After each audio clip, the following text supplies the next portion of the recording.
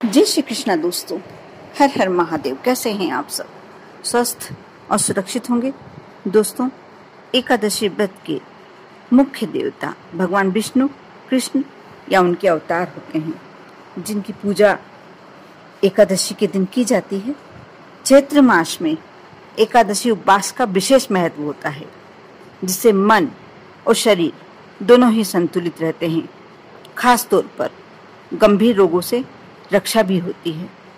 पाप नाश के लिए और अपनी तमाम मनोकामनाओं की पूर्ति के लिए चैत्र मास की कामदा एकादशी का विशेष महत्व है।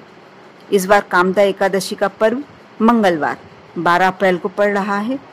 दोस्तों, हिंदू धर्म शास्त्रों में शरीर और मन को संतुलित करने के लिए व्रत और उपवास के नियम बताए गए हैं। तमाम व्रत और उपवासों में सर्वाधिक महत्व एकादशी का है, जो माह में 2 बार पड़ती है, शुक्ल एकादशी और कृष्ण एकादशी। एकादशी व्रत के मुख्य देवता भगवान विष्णु ही होते हैं। 12 अप्रैल एकादशी के दिन आप सुबह उठकर स्नान कर लें, सूर्य को अर्घ्य अवश्य दें। इसके बाद भगवान कृष्ण की आराधना करें, उनको पीले पुष्प, पंचामृत और तुलसी दल अर्पित करें। फल भी जो अभी आम, संतरा, पीले फल जो भी आ रहे हैं, केला, ये सब समर्पित करें। इसके बाद भगवान कृष्ण का ध्यान करें, उनके मंत्रों का जाप करें और पूर्ण रूप से आप जलीय आहार लें अथवा फलाहार लें, तो इसके श्रेष्ठ परिणाम आपको देखने को मिलेंगे। अगर आप केवल एक बेला का उपवास रखते हैं तो दूसरी बेला में वैष्णव भोजन ही ग्रहण करें। अगले दिन सुबह एक समय का भोजन या अन्न किसी निर्धन को दान करें। इस दिन, एकादशी के दिन, मन को पूरे दिन कोशिश करें कि ईश्वर में लगाए रखें, क्रोध ना करें। यदि बहुत समय हो गया है विवाह को और संतान नहीं है, तो आप संतान की कामना से पति पत्नी संयुक्त रूप से भगवान कृष्ण को यदि पीला पुष्प चढ़ाते हैं, पीले फल चढ़ाते हैं और एक साथ संतान गोपाल मंत्र का कम से कम 11 माला जाप करते हैं और संतान प्राप्ति की प्रार्थना करते हैं, फल को पति पत्नी प्रसाद के रूप में ग्रहण करते हैं, आपके यहाँ जल्दी ही संतान प्राप्ति के योग बनने लगेंगे। आर्थिक लाभ, यदि बहुत समय से ऐसा हो रहा है कि नुकसान ही नुकसान हो रहा है, बिजनेस में कमाई नहीं हो पा रही है, तो भगवान कृष्ण को पीले पुष्प की माला अर्पित करें।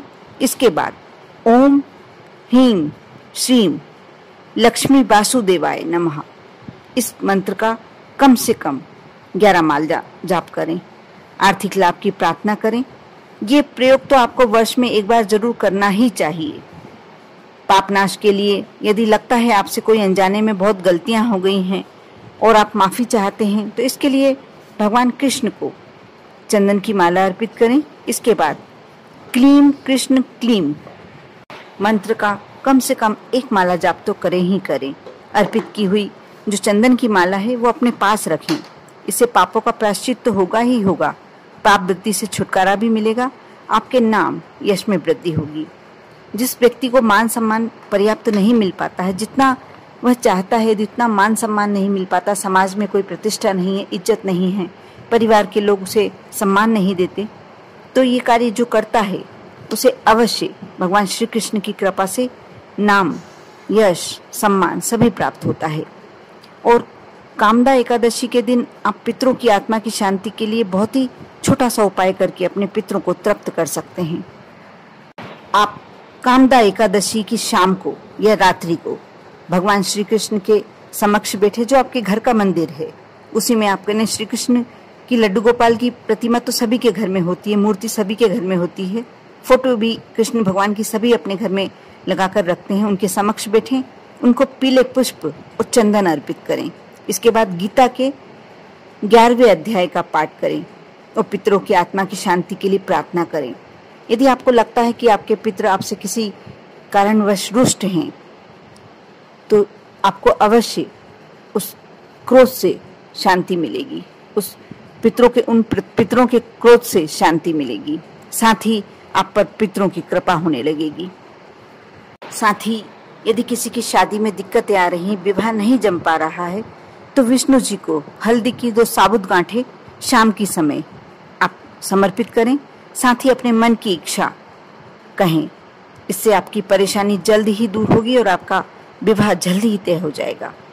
आज के दिन, एकादशी के दिन, कामदा एकादशी के दिन आपको पीले रंग की मिष्ठान का भोग लगाएं विष्णु भगवान को, और यह मिठाई को सभी लोगों में वितरित करें प्रसाद रूप में। आप देखेंगे सिर्फ इतना ही कर देने मात्र से विष्णु भगवान की कृपा और माँ लक्ष्मी की कृपा आप पर कैसे होती है।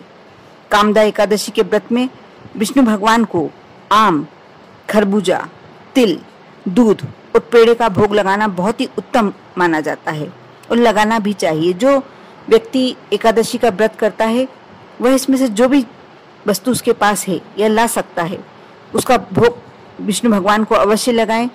एकादशी की कथा सुने, पूजन करें और जो भी आपकी परेशानी है उससे संबंधित आप उपाय करें। आप देखना आपका कितना जल्दी वह कार्य पूरा होता है, आपकी मनोकामना कितनी जल्दी पूरी होती है। कर देखें। बहुत छोटे छोटे से उपाय हैं, करने में भी सरल हैं, लेकिन करने के समय आपको विश्वास और श्रद्धा बहुत जरूरी रखनी होती है। विश्वास और श्रद्धा से किया हुआ कोई भी कार्य आपका व्यर्थ नहीं जाता। कर देखें। भगवान विष्णु और माँ लक्ष्मी की कृपा आप पर हमेशा बनी रहे। ओम नमः शिवाय।